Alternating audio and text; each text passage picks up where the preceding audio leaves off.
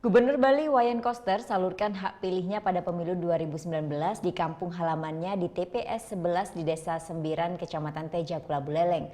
Nah, Gubernur Bali berharap pada pemilu kali ini dapat berjalan lancar dan aman, tidak ada kekisruhan di Pulau Bali. Rabu pagi, Gubernur Bali Wayan Koster bersama keluarga mendatangi tempat pemungutan suara nomor 11 di Dusun Kawanan, Desa Sembiran, Tejakula Buleleng, Bali. Koster yang didampingi langsung oleh sang istri Putu Putri Swastini Koster langsung mendapatkan surat suara dan melaksanakan pencoblosan di bilik suara yang sudah disediakan. Dalam pencoblosan pemilu 2019 ini, Gubernur Bali Wayan Koster berharap berjalan lancar tanpa adanya gangguan di seluruh TPS di Bali.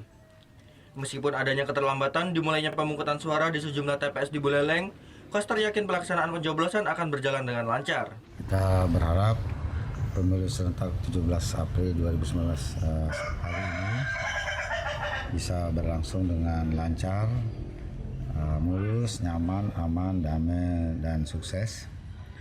Dan mudah-mudahan masyarakat se-Bali bisa menggunakan hak pilihnya dengan bebas dan menggunakan kesempatan yang baik ini untuk menentukan pilihannya untuk pemimpin bangsa kita ke depan.